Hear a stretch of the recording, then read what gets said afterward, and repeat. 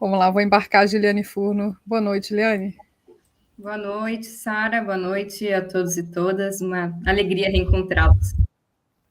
Boa noite, bem-vinda, Juliane. Obrigada. Boa noite, Juliane. Boa noite, Tereza. Já voltou da Colômbia, né? Já voltei, já estou em terras brasileiras. Boa noite. Opa. Bom, então você já está... Desculpe, Miola. Então você já está... Boa noite, bem-vinda para a Juliane.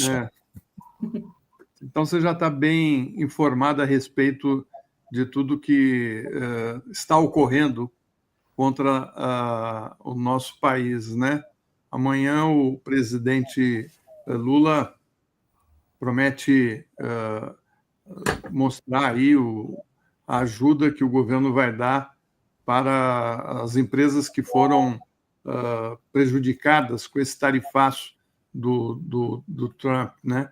E fica aqui a pergunta, né? Porque o governo está falando que acho que vai liberar, né, Sara? Se eu não me engano, pela última notícia que o Waller colocou aqui, que o Lula disse que vai abrir uma linha de crédito a ser aprovada amanhã, oferecendo 30 bilhões em apoio às empresas que forem atingidas pela tributação do Trump.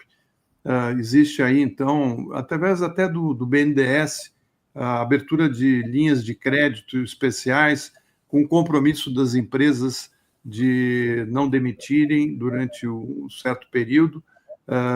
E eu queria saber de você se essas ações que estão sendo noticiadas, que amanhã a gente vai ter certeza do que de fato vai ocorrer, né? Tem inclusive a compra de alguns produtos perecíveis, né? Peixe, carnes, que seriam utilizados por órgãos públicos, né? Hospitais, escolas, e também para o mercado, né? Para abastecer o mercado. Pergunto se essas ações são corretas e se o Brasil vai passar por essa turbulência de maneira um pouco menos traumática. Eu acho que sim, e eu acho que a gente poderia pegar, por exemplo, as duas últimas grandes crises ou choques que a economia brasileira e internacional passaram. Foi a crise de 2008 e a crise do coronavírus. Veja, nas duas medidas, o Brasil se saiu relativamente bem, né, nessas duas grandes crises, ou esses dois grandes choques adversos, principalmente porque usou políticas anticíclicas, ou seja, usou a intervenção do Estado para reorientar o ciclo econômico. No caso da crise de 2008, o Estado brasileiro... Opa, minha gata quer passar aqui. O Estado brasileiro fortaleceu as instituições públicas, fortaleceu as empresas públicas. A Petrobras, por exemplo, teve um plano de negócios que aumentou o investimento, enquanto todas as empresas privadas, né, estavam reduzindo o investimento, porque estavam, né, as empresas privadas, por natureza, lidam com as crises de forma refratária, tentando se proteger. Então, é o Estado, né, aumentando o gasto público, aumentando o seu ativismo estatal através dos bancos públicos, das empresas públicas, que pode contornar a crise. E em 2020, isso também aconteceu. Obviamente, foi por força da oposição, né, e foi por força dos arranjos internacionais, mas o auxílio emergencial foi a maior política de transferência de renda da nossa história, a maior política de retirada de pessoas da pobreza da história, né? Acontece que ela não durou 2021, enquanto a crise ainda estava batendo na nossa porta, mas o Brasil ele consegue sair muito bem desses choques internacionais quando ele usa o Estado e usa as ferramentas que, felizmente, o Estado brasileiro ainda tem, embora o neoliberalismo e as políticas neoliberais dos governos Temer e Bolsonaro tenham tentado engessar o Estado, ele ainda tem possibilidade de atuar em momentos como esse. Então, através de crédito, abertura de linhas de crédito suplementares, crédito subsidiado, através de outras medidas também que têm sido aventadas no campo tributário, então, algum alívio tributário, temporário, ou, inclusive, a perder de vista, e o instrumento que, felizmente, a gente tem, né, embora se o Brasil tivesse entrado na OCDE, como queria o Bolsonaro, a gente teria perdido, que é o recurso às compras públicas. Então, o Estado pode atuar fazendo do limão uma limonada. Quer dizer, o Estado pode atuar fazendo com que as crianças no Brasil possam tomar suco de laranja na merenda escolar, né? Com que os hospitais tenham acesso a mais proteína e proteína de qualidade. A gente pode, através desse expediente das compras públicas, né, o Estado atuar diretamente comprando esse excedente de mercadorias que ou já estava encomendado ou estava quase pré-embarcado, mas que agora vai precisar ficar no mercado brasileiro. Que bom! Alguns preços, inclusive, a gente já está vendo reduzir no supermercado em função do aumento da oferta. Então, tem pontos positivos também. Para finalizar, pode parecer estranho que o Estado precise socorrer, né, essas 10 mil empresas que agora vão passar por um problema de demanda, né, um problema de realização da sua mercadoria. E eu digo isso porque quando eu era mais jovem e eu ouvia a história de que o Getúlio Vargas tinha queimado café na crise de 29, na crise, né, depois ali da crise de 29, que durou até 33, eu ficava inconformada e pensava, nossa, mas por que queimar café? Né? Eu não entendia muito isso. Mas aquela política foi substancial para que o Brasil tivesse sofrido muito menos a crise do que sofreu, por exemplo, os Estados Unidos e vários países. Porque se a gente permitisse que essas 10 mil empresas não vendessem a sua mercadoria, isso significa pessoas desempregadas, isso significa a contração da renda, ou seja, o impacto negativo na economia brasileira como um todo, provavelmente na minha vida também, que não tem nada a ver com essas empresas, seria muito maior do que se permitisse que essas empresas não tivessem nenhum tipo de recurso. Então, não é exatamente uma ajuda para as empresas, é uma ajuda para a economia brasileira que tem que mobilizar todos os instrumentos que tem para lidar com o choque. Assim como foi a pandemia, esse é um choque externo e o Estado vai ter, via crédito suplementar, via relaxamento do arcabouço fiscal, e encontrar maneiras de garantir o emprego e a renda da população brasileira, contribuindo, né, ou salvando a mercadoria que essas empresas iriam embarcar. Muito bom. Tereza? Juliane, uma terceira medida desse pacote é uma postergação de pagamentos de impostos, né? Acho que por 90 dias. Mas, assim, o que eu lhe pergunto é se há algum risco, alguma brecha, do que já se sabe desse pacote de medidas, de a gente estar criando novamente uma situação que possa depois se perpetuar, como aconteceu com a desoneração da folha de pagamento, num outro momento em que o governo precisava estimular as empresas, reduzir os custos para que gerassem empregos, não tivesse desemprego, coisa e tal, e a gente viu o que aconteceu, né? Até hoje está aí, ano passado foi aquela grita quando o governo tentou acabar com a desoneração. Nesse caso aí, você não enxerga nada que possa se repetir assim, né? Não, eu enxergo. Sempre tem um risco. O Estado, ele precisa atuar, né? Responsabilidade do Estado, é para isso que ele serve, inclusive para lidar com eventos que o mercado não é capaz sozinho de gerir, né? Da melhor forma possível. Mas eu acho que a gente tem que ser muito vigilante. Isso que você falou é muito importante.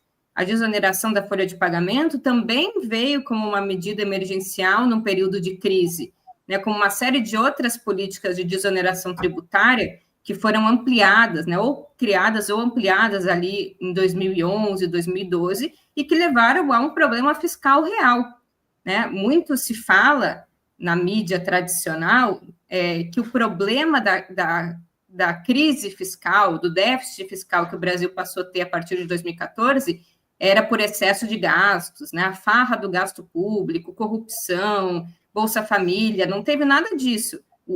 A trajetória dos gastos, inclusive, deu uma reclinada, né? Caiu um pouco a partir de 2011. Por que teve déficit fiscal, né? Por que o Estado arrecadou menos do que gastou? Porque teve uma queda muito expressiva na arrecadação, em boa medida por essa política de apostar no setor privado, né? Através do que era a agenda Fiesp, né? Uma série de desonerações como um caminho. Então, eu acho que não pode virar, Tereza, benefício adquirido.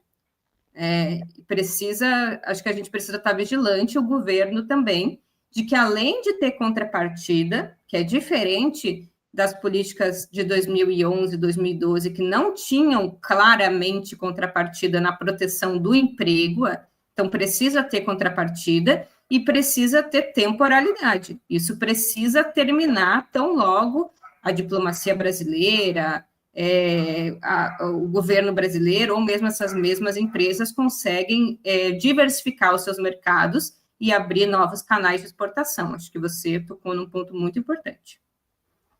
Mário? Juliane, qual é a sua avaliação dessa guerra tarifária? Nem é guerra, né? É um tarifaço mesmo, porque um lado é que põe tarifas sobre o outro e os outros, por exemplo, o Brasil não retaliam na mesma quantidade, né? Nem retaliam adequadamente. Qual é a sua avaliação? O tarifaço, essa espécie de desacoplamento da economia dos Estados Unidos veio para ficar? Você acha que ou é uma medida que vai passar depois do final do ano, ou quando o Trump dormir do outro lado da cama? Você não acha que isso é um movimento mais geral e que, ao contrário, né? No caso do Brasil, por exemplo, a gente vai ter que se adaptar. E como teria que se adaptar em termos de ser esse desacoplamento mais permanente, né? O que a gente teria que fazer para suplantar, não com medidas apenas emergenciais, mas estruturais? Em que áreas? Como é que se pensa uma nova economia nessa nova realidade? Eu tenho que ser sucinta, né? Até pela dinâmica do programa, então vou ser meio telegráfica aqui, porque esse assunto, né, é tema para um bom debate no boteco.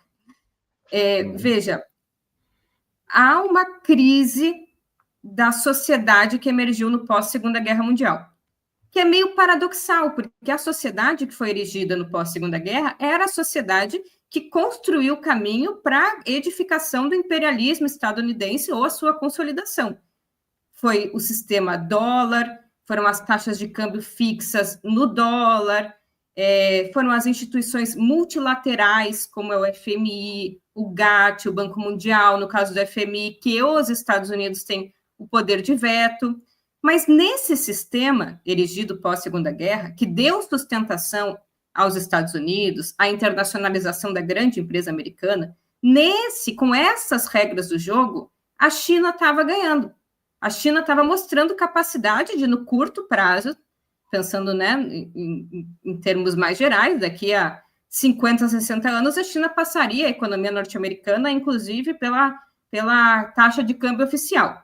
Então, era preciso fazer algo. É paradoxal, porque o império, a economia dominante, ela precisa do caos e da desordem para se reinventar e continuar dominando. Esse conjunto de tarifas, a guerra comercial, também não é só do Trump, né? Porque às vezes parece que no governo Biden, ou no governo democrata, estava tudo relativamente bem, e o governo Trump é um maluco que, né, joga um monte de tarifa, não querem saber, vai dar tudo errado. Não é bem assim. As primeiras ofensivas contra a OMC, a Organização Mundial do Comércio, começaram lá no governo Obama. Lá no governo Obama já tem uma tentativa de esvaziar os acordos multilaterais que dão sustentação ao comércio internacional. No governo Biden foi não só mantida, mas ampliada as tarifas contra a China. E o próprio Senado americano, numa pesquisa recente, mostrou que, ao contrário de reduzir, aumentou o déficit comercial. O Trump ele é um pouco a exacerbação desse processo, né, numa tentativa mais ousada de retomar o poder da economia norte-americana, que passa, né, agora que o dólar não é equivalente em ouro, o dólar tem que ser equivalente a alguma coisa. A equivalência do dólar tem que ser na economia americana, mas a economia americana cresce pouco, está desindustrializada, a classe média não tem mais emprego, é necessário retomar os sustentáculos de uma grande economia que hoje estão no leste asiático. Então, em alguma medida, tudo bem, as tarifas, a guerra tarifária, não é econômica, ela é política. mas ela também tem um elemento econômico, que é necessário, em alguma medida, retomar o processo de reindustrialização norte-americano. Pode ser que dê muito errado, mas pode ser que não também. Eu acho que a gente também tem que avaliar que há algum cálculo político e econômico bem embasado, né? Não é só uma doideira do presidente de plantão. Acho que para o Brasil isso pode ser uma oportunidade, a oportunidade de diversificar nossa pauta exportadora e as nossas relações internacionais. Já não é mais o principal parceiro do Brasil, os Estados Unidos, mas ainda é o segundo. E a gente tem parceiros que concentram muito a nossa produção. Enquanto a China compra de um monte de gente, o Brasil praticamente só vende para a China.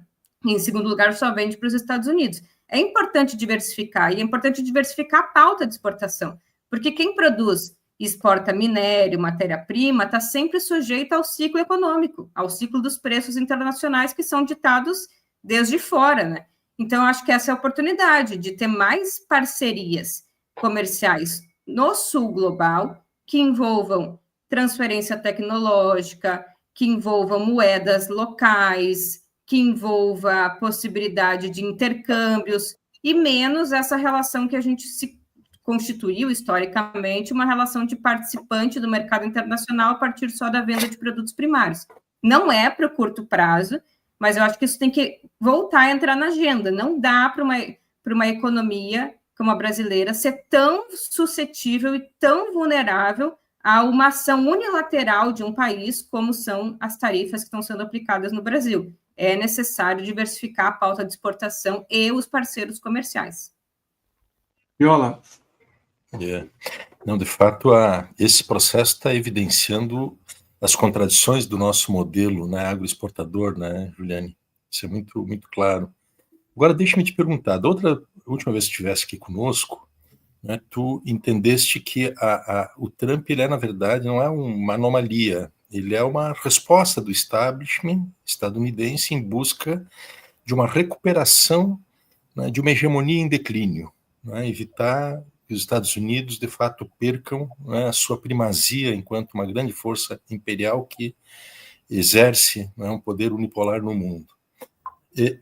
O cenário que nós estamos vendo, que é a forma que ele está fazendo, né, pode ser, do ponto de vista deles, a forma, o conteúdo certo, uma forma errada, mas o fato é que tem uma guerra aberta ao mundo e está colocando exatamente o antagonismo central dos Estados Unidos, que são a China, em uma condição proeminente, como, digamos, o adulto na sala, e mais do que isso, a capacidade de resposta, né, seja ela econômica imediata e seja do ponto de vista estratégico que a China tem, né, pode criar uma situação para os Estados Unidos contraditória. Eu te pergunto, então, esta aposta que faz o establishment, através desse doido, o establishment dos Estados Unidos, através desse doido chamado Donald Trump, ela tende, na tua percepção, a conter um processo de declínio dessa hegemonia econômica, política e cultural dos Estados Unidos, ou ela pode acelerar este processo e ter um efeito exatamente oposto àquele que é desejado, né, com essa iniciativa? Essa pergunta acho que é a pergunta central, e eu acho que essas ações podem os dois. Eu diria que eu apostaria mais que esse conjunto de medidas, se internalizado como a forma de condução da política comercial, política econômica, política industrial daqui para diante, eu apostaria que esse é o início do declínio, que quando a gente olhar para trás, no longo prazo, a gente vai situar essas medidas como as medidas que iniciaram o processo de desarticulação da economia norte-americana e de fortalecimento da China. Mas eu não subestimo o imperialismo norte-americano, porque eu acho que eles são muito poderosos e fazem um cálculo levando em consideração uma série de possibilidades de manejo da trajetória dos investimentos, das decisões de investimento dessas empresas que estão na China, que podem ir para os Estados Unidos. Eu não subestimo, inclusive, o poder militar, que essa também seja uma medida que a gente vai olhar em retrospecto e vai dizer, olha, talvez esse aqui tenha sido o início de uma ofensiva que os Estados Unidos fizeram para retomar o seu poder imperial numa crise de destino, vamos dizer, do imperialismo. Eu acho que eu falei na minha intervenção no programa passado, que na década de 70, né, quem visse a ação dos Estados Unidos também estaria pensando, bom, os Estados Unidos está contribuindo para que, por exemplo, haja uma articulação da Europa Ocidental que possa, inclusive, suplantar o seu poder, porque a Europa Ocidental, naquele período, eram as principais economias que rivalizavam no campo tecnológico, no campo monetário também, e não aconteceu isso. E os Estados Unidos, inclusive, criaram uma recessão para eles próprios. Aconteceu alguma coisa aqui? Oi, vocês estão me ouvindo? Sim, sim. Sim, entrou um som. Sim, te ouvimos. Os Estados Unidos criaram para eles próprios uma recessão, mas que ainda foi maior para o resto do mundo, e isso foi fundamental, uma ação fundamental para que a crise que vivia os Estados Unidos na década de 70 fosse o ingrediente para sua transformação e reafirmação da sua soberania, com a construção do Vale do Silício, com a reafirmação do dólar. Então, eu acho, assim, eu diria que eu acho que é o início do declínio, mas eu não acho que está tão óbvio como eu acho que as pessoas estão apontando, porque eu acho que tem elementos aqui, principalmente ainda de poder econômico, de poder militar, que eu diria que precisam ser levados em consideração. Mas, para finalizar talvez um pouco mais otimista, a forma com que os países atingidos pelas ações do imperialismo estadunidense estão se articulando, ou, na verdade, o produto resultante da ação dos Estados Unidos, na medida em que faz com que China converse mais com Índia, China tenha acordos e conversas históricas com o Japão e com a Coreia do Sul, me coloca um pouco mais de esperança. Veja, os Estados Unidos, na medida em que ataca de forma arbitrária todas as demais economias, consegue fazer com que antigos inimigos agora possam conversar e eventualmente atuar em conjunto. Se isso se consolida, eu acho que é o início do isolamento da economia norte-americana, que tem tudo para ser o início do seu fim também. Muito bem. Juliane, eu queria agradecer você muito pela participação aqui no Boa Noite. Não sei se a Sara tem alguma questão da nossa comunidade aí. Tem um questionamento aqui da Kátia, que ela fala dessa história da China parar de comprar soja do Brasil. O que é que acontece com o Brasil num caso desse, e se é possível acontecer? Aliás, é pior, né? É uma chantagem, porque o Trump está dizendo que é para quadruplicar a compra de soja dos Estados Unidos, né? Está pedindo para a China parar de comprar da gente, mas enfim. Quebra o Brasil. Tem uma declaração do Celso Amorim, que subiu agora na nossa página 247, dizendo que isso revela quase um estado de guerra dos Estados Unidos contra o Brasil. Essa questão da soja aí. E quando eu falo que o Brasil tem uma pauta exportadora muito concentrada, não estou dizendo que ele não exporta para muitos outros países, mas que o percentual que vai para a China e Estados Unidos é mais da metade do que ele exporta para os demais países. Isso significa que é uma pauta muito concentrada. E hoje, felizmente, o Brasil tem um grande mercado interno. Então, a economia brasileira, ela se sustenta em boa medida olhando para dentro. É diferente do Peru, é diferente de outros países que a sua inserção internacional é fundamental. Né? Então, eu acho que a gente não sofreria tanto o impacto, vamos dizer, da China parar de comprar soja, no sentido de que a economia brasileira tem capacidade de produzir e vender para o seu próprio mercado interno. Mas aconteceria uma coisa muito ruim, que é o fechamento do mercado de divisas. O que isso quer dizer? Quer dizer que o mercado interno é muito importante para a economia brasileira, mas onde a gente acessa moeda estrangeira é via as exportações. Então, se a gente não exporta, a gente não acessa dólar, e se a gente não acessa dólares, a gente não consegue importar as coisas que a gente utiliza. Então, embora o setor externo tenha menos participação no PIB do que todas as variáveis do mercado internacional, é através dele que a gente consegue acessar moeda estrangeira. E numa economia desindustrializada como a nossa, se a gente não acessa moeda estrangeira, a gente não importa praticamente, né, todas as coisas que não só a gente consome, mas até do que a gente produz, porque mesmo o que a gente produz internamente tem componentes, tem peça, tem consumo intermediário que é importado, a gente precisa de dólar. Então, seria, né, um colapso nesse sentido, de ter uma restrição externa e levar o Brasil a ser mais ou menos o que a gente era na década de 80, uma economia com estrangulamento das contas internacionais e precisando recorrer à FMI e a outros empréstimos para poder fechar o balanço de pagamento. Isso reduziria ainda mais o grau de soberania que o Brasil tem. Bom, mas Juliana, eu acho que alguns isso aí produtos... é uma... Diga. Uma coisa rápida. Alguns produtos a gente pode absorver no mercado interno, mas soja eu acho difícil, né? Com esse centro-oeste aqui lotado, sabe, coberto de plantação de soja, por mais que se industrialize e faça óleo e outros derivados, a gente não dá conta de absorver essa soja toda. Não dá conta. Não, mas aí também, vamos falar seriamente, isso aí é uma provocação do Trump. Não vai acontecer. A China vai entrar nisso? Imagina, mas de jeito nenhum. A China sabe com quem que ela está falando. E o Brasil também é uma provocação. Né? Ele está com o Brasil na cabeça, né? Está com o Bolsonaro na cabeça. Mas... o chamado quase estado de guerra que o Celso Amorim fala. Exatamente. É isso aí. Sabe? É isso, Juliane. Não, é isso mesmo. Essas foram as questões aqui da nossa audiência. Juliane, muito obrigada. Obrigado. Valeu, gente. Boa noite. Obrigado. Ótimo. Obrigado, um abraço. Tchau, tchau.